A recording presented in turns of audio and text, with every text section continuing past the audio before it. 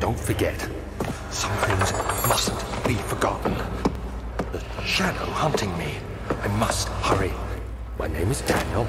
I live in London at Mayfair. What have I done? This is crazy. Don't forget. Don't forget. I must stop him. Focus. My name is... I am Daniel.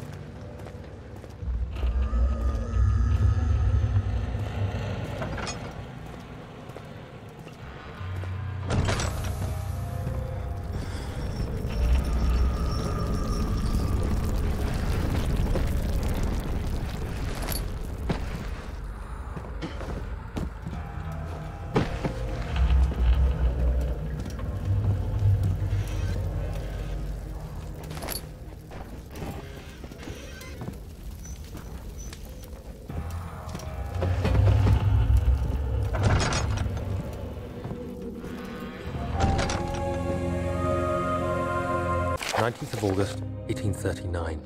I wish I could ask how much you remember. I don't know if there will be anything left after I consume this drink. Don't be afraid, Daniel. I can't tell you why, but know this. I choose to forget. Try to find comfort and strength in that fact. There is a purpose. You are my final effort to put things right. God willing, the name Alexander of Brandenburg still invokes bitter anger in you. If not, this will sound horrible. Go to the inner sanctum, find Alexander, and kill him. His body is old and weak, and yours, young and strong. He will be no match for you. One last thing.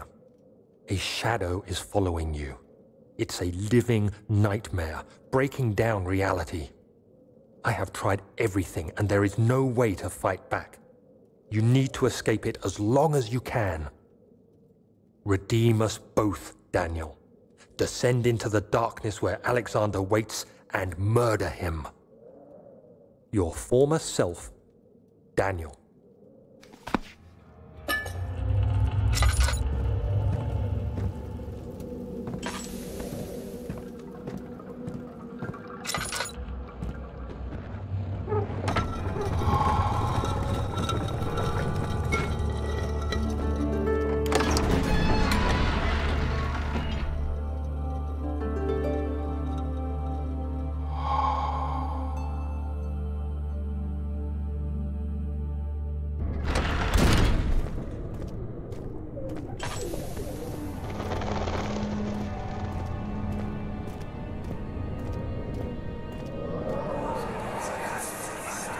Alexander, is it inside the castle?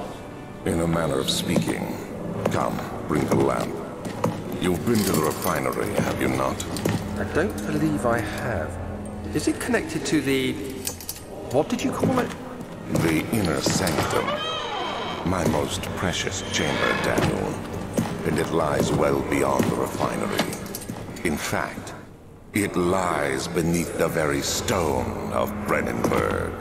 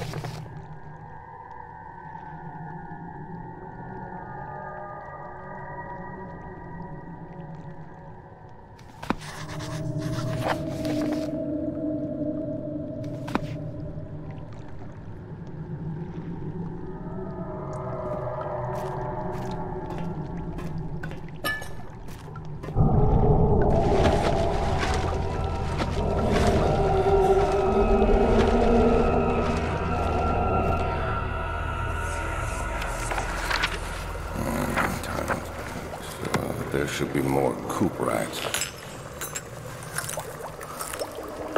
Epicene, and 1 part aquafortis.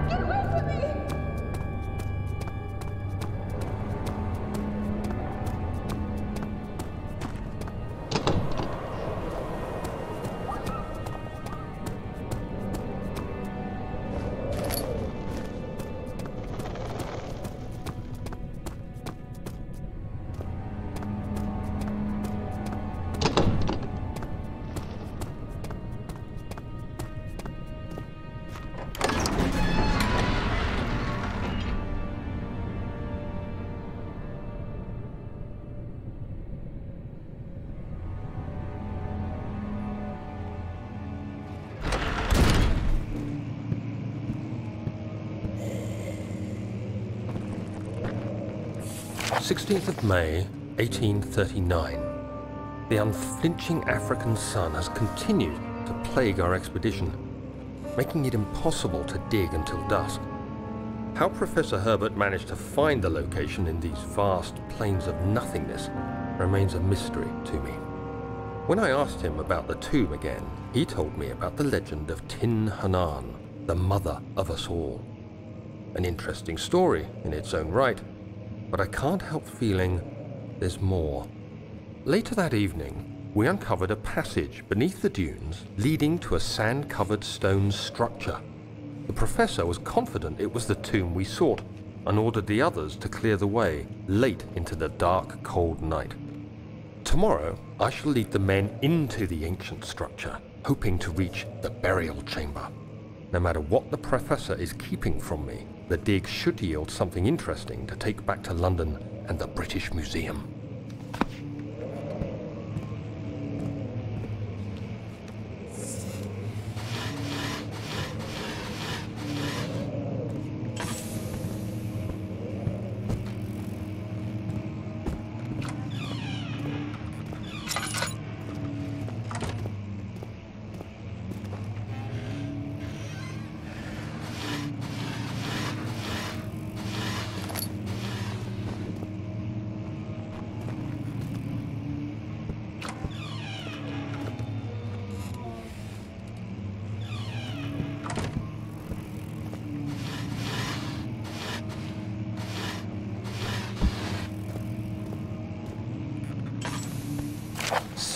May 1839.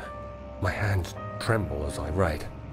I feel a need to document my tribulation, for I fear that my memory will fail me if I linger. Today, I took some men and ventured into the dark, ancient passage we uncovered.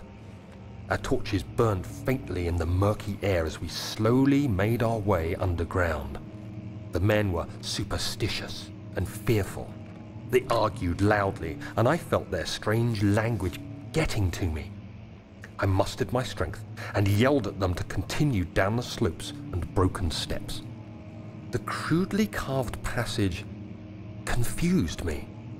It looked much older than the 4th century structure we had expected. The twisting path emerged into a great antechamber. The walls were lined with statues unlike any I'd ever seen. Despite their unearthly quality, I felt a strange familiarity toward them, which haunts me still.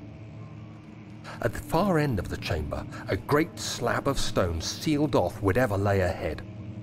I gave the order to raise it, and as I pushed through the narrow space, the heavy stone suddenly dropped, sealing me inside. I was trapped.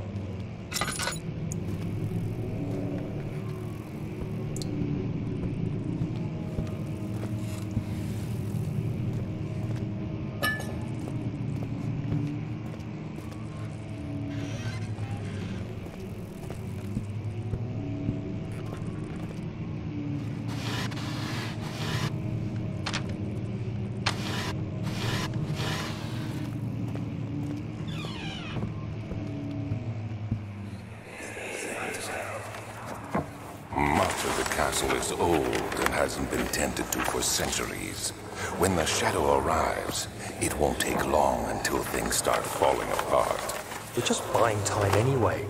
Let's do what we can. There isn't much to be done about the wars.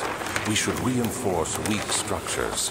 The ground will tremble and there's a risk everything will cave in on us, especially downstairs. Here, and there. Let's get the servants working on it.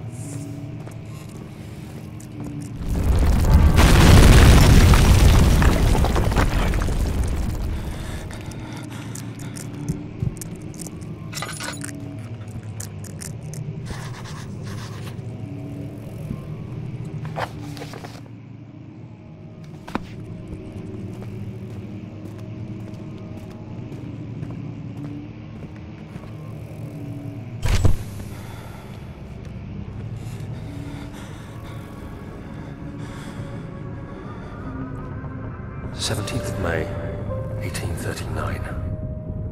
After pounding the unforgiving stone wall for what seemed like an eternity, I realized it was hopeless. I was trapped. I fell to the ground, gasping for air, trying to focus. That's when I saw a faint blue shimmer. My weakened body was heavy to carry, but I managed to push myself toward the enchanting light. It was waiting for me. Enclosed in dark nothingness, I felt myself drawn to the mystic light. I reached out, closing it in my hands. The faint glow escaped my fingers and began to spark brightly and spirit me away, unlocking alien memories of spiraling towers, endless deserts, and impossible geometry. The next thing I can remember is the grating sound of stone being lifted The voices of the Arabs pulling me to safety, and grasped firmly in my hands was the broken pieces of a most peculiar relic.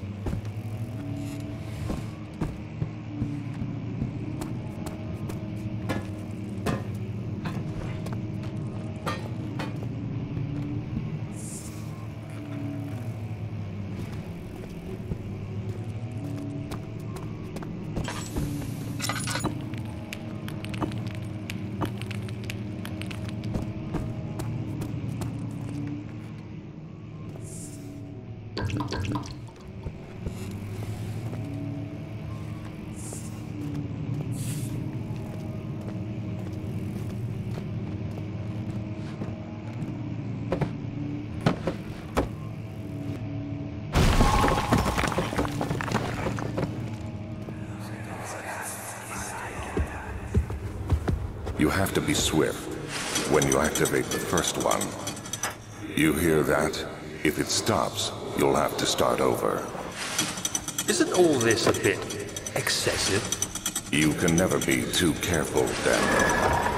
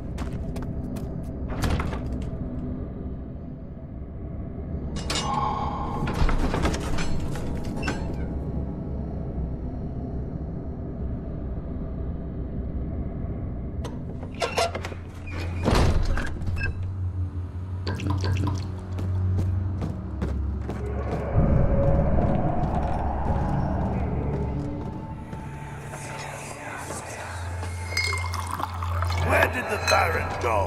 Who cares? He left us enough wine to last us a lifetime. Or at least until tomorrow.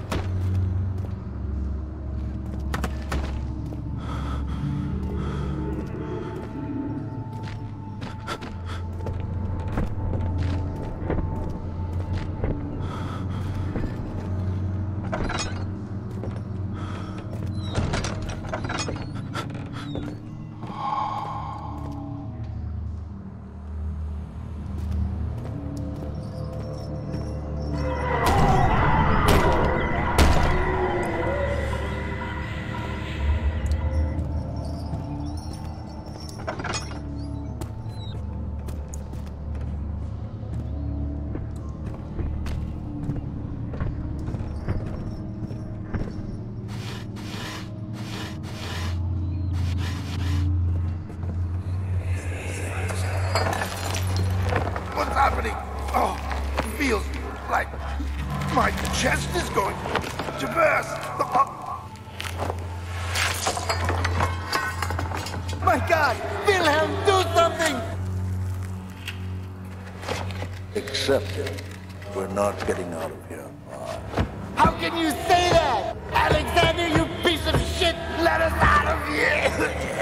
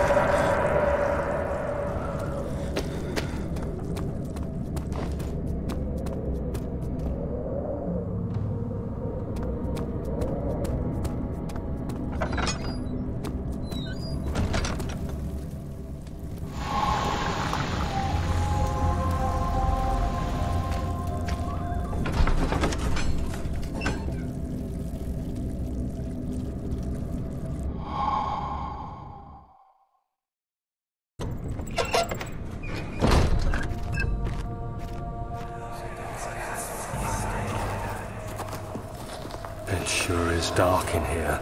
Yes, and there's a good reason for it. But you can light the lamp now if you wish. What's the reason? For the darkness, that is. Stay close. Be careful not to stray. What's the reason? Why is it so dark? Pay attention, Daniel. It's important that you keep going straight and make sure not to stray.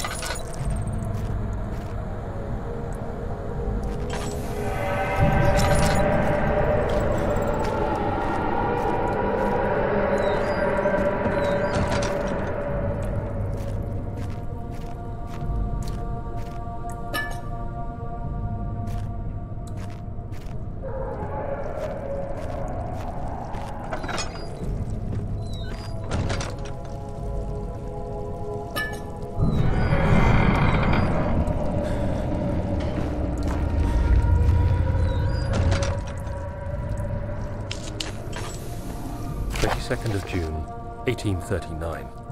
It's been more than a month since my last entry. After the event inside the underground chamber in Algeria, Professor Herbert insisted I return to England. He said he didn't want to risk forfeiting the entire expedition lest I took a turn for the worse. An excessive decision, in retrospect. But I'm glad it turned out that way. I found my journal this morning in the haphazard collection of things brought home from Africa. Next to it lay the broken stone orb wrapped in cloth. I tried to assemble it, but couldn't. the pieces wouldn't fit together, as if they weren't from the same object. Could I have imagined it all? Was there ever a complete orb?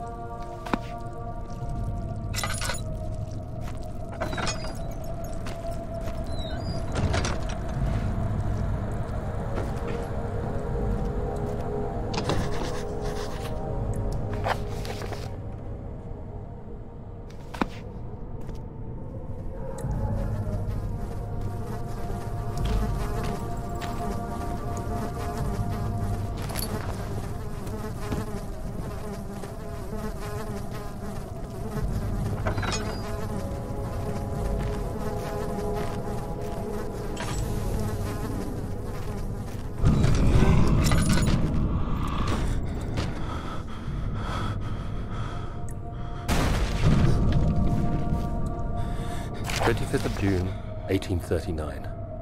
I feel the need to continue this journal, even though it was intended for my journey to Africa. This must be something very important. I just know it. I've taken it upon myself to piece the orb back together, but it's been more difficult than one might think. The pieces are behaving strangely. They seem to change color, shape, and texture, but ever so slightly. Yesterday, I took careful measurements and notated any significant markings. Today, I confirmed my suspicions. They were changing. I was terrified and rushed off to see the finest geologist in London, Sir William Smith. I approached the subject with care, and we discussed how rocks change form. He told me about the nature of glass, how it eventually collapses on itself, like ice slowly melting over the course of centuries. Smith eased my mind a bit, but I can't escape the feeling that these shards have otherworldly properties.